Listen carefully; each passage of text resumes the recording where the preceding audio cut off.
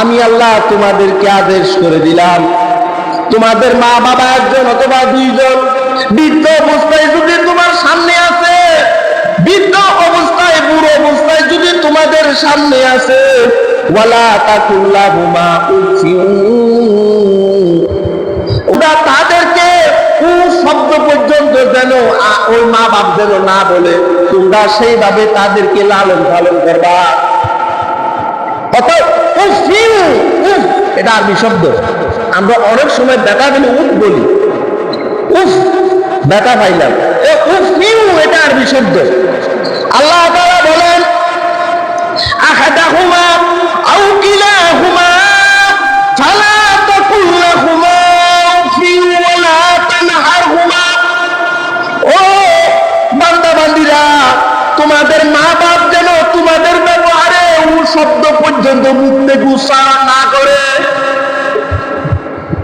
তোমার মা বাবা যদি তোমার উপরে কষ্ট পেয়ে শব্দটা যদি উচ্চারণ করে, আমি আল্লাহর আরশ আজিম পর্যন্ত কাঁপন সৃষ্টি হয়ে যায়। তাহলে আমরা বুঝতে পারলাম, মা বাবা যদি বুড়ো হয়ে যায়, মা বাবাকে এমন ভাবে লালন পালন করব যেভাবে লালন পালন করেছিল আমাদেরকে ছোটকালে। আমাদেরকে শীতকালে মাঘ মাসের মধ্যে এমন ঠান্ডা পড়ে মা ঢুকিনি, আমরা যখন ছোটবেলায় ওই কুলের মধ্যে প্রস্রাব করে দিতাম, শীতকালে এমন কনকন ঠান্ডা, ওই মা যখন আমরা প্রস্রাব করে দিতাম, ওই প্রস্রাবের জায়গার মধ্যে শুয়ে আমাদেরকে শুকনো স্থানের মধ্যে রাখতো ওই মা। তোমরা মা বাবাকে এমন ভাবে লালন পালন করো যেইভাবে লালন পালন করেছিল তোমাদেরকে ছোটবেলায়, শিশুকালে তোমাদেরকে মাটির মধ্যে রাখে নাই, পিঁপড়া তোমাদেরকে কামড়াবে, তোমাদেরকে মাথার মধ্যে রাখে নাই, তোমাকে উকুনে কামড়াবে। ওই মা তোমাকে এমন ভাবে আঁকড়ে রেখেছিল যেন তুমি ছোটবেলায় একটু ঠান্ডা যেন তোমাকে গ্যাস করতে না পারে। ও বান্দা বান্দিরা, তোমাদের মা বাবাকে ইম্মা ইয়াবলুগান্না ইনদাকাল কিবরা আহাদুহুমা, তোমাদের মা বাবা একজন অথবা দুইজন বুড়ো অবস্থায় যদি তোমাদের সামনে আসে, আর মা বাবা তোমাদের কথাবার্তায় যেন শব্দটা যেন উচ্চারণ না করে।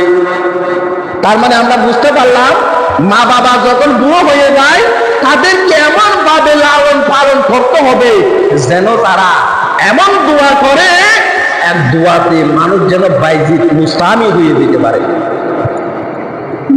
বাইজিদ মুস্তামি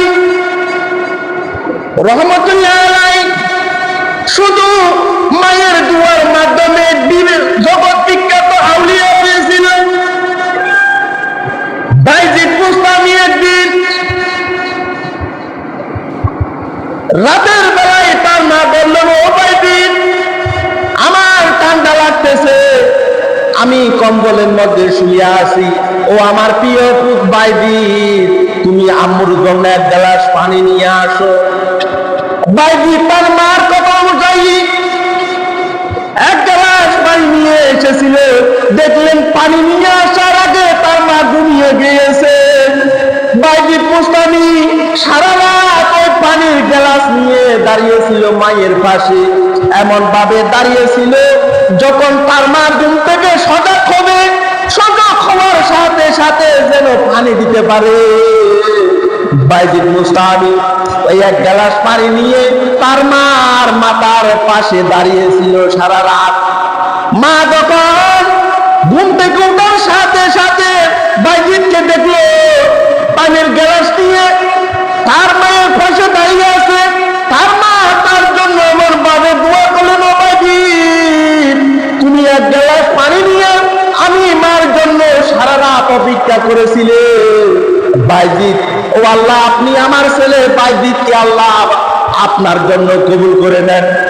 মায়ের এমন দোয়ার কারণে বাইজিদ এমন বড় একজন আলেম হয়ে গেল, এমন বড় হাফেজ হয়ে গেল, এমন জগৎ বিখ্যাত আউলিয়া হয়ে গেল।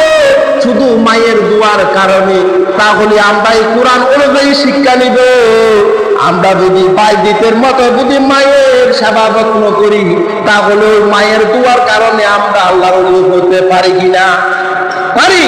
মায়ের দোয়া আমার দোয়া, মা দোয়া করলে কোনো কিছু তো আটকাই না। মা দোয়া করলে সরাসরি চলে যায় আল্লাহর কাছে। যদি কোনো মা যদি একজন সন্তানের জন্য দোয়া করে, তাহলে তাকে দুনিয়ার জমিনের মধ্যে কোনো বিপদে ফালাতে পারে না। দুনিয়ার জমিনের মধ্যে তার উপরে কোনো কষ্টদায়ক আযাব আসে না। তাই আল্লাহ তাআলা বলেন, আহাদাহুমা কিলাহুমা ফালা তাকুল লাহুমা উফিউ ওয়ালা তানহারহুমা। মা যেন শব্দ পর্যন্ত উচ্চারণ না করে তোমরা সেইভাবে মা বাবার সাথে ব্যবহার করবে।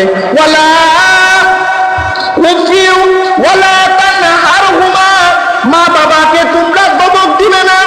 তানহারহুমা শব্দের অর্থ দমক। এখন তো আমরা মা বাবা যদি বলি, অপু আজকে আমার ওষুধ নাই, আমার জন্য একটু ওষুধ নিয়ে আসি, আমরা মাকে জাকি মারি। তানহারহুমা আমি তাদেরকে দমক দিও না। তানহারহুমা শব্দের অর্থ দমক। তানহারহুমা, তোমাদের মা বাবা যখন বুড়ো হয়ে যাবে তখন তোমরা তাদেরকে দমক দিবে না। তানহারহুমা ওয়া কুল লাহুমা কওলান কারীমা। ওয়া কুল লাহুমা, কুল মানে কথা, ওয়া কুল লাহুমা কওলান কারীমা। ও দুনিয়ার জমিনের মধ্যে বান্দা বান্দীরা, তোমরা মা বাবার সাথে নরম ভদ্রভাবে কথা বলো। এমন ভাবে কথা বলবা তোমার কথাই যেন ওই মা বাবা যেন কষ্ট না পায়। এমন ভাবে কথা বলবা তুমি হাজার কষ্টের মধ্যে থাকলেও তোমার মা বাবাকে তুমি কষ্টের মধ্যে আছো ওইটা যেন বুঝতে না পারে। তোমরা সেইভাবে মা বাবার খেদমত করবা। তোমরা মা বাবার সাথে সদা আচরণ করবা। তোমরা মা বাবার সাথে এমন নম্রভদ্রভাবে কথা বলবা, কওলান কারীমা, নর্মভদ্র, এমন ভদ্র যেন তোমার কথার মাধ্যমে তোমার মা যেন তোমার জন্য দোয়া করে।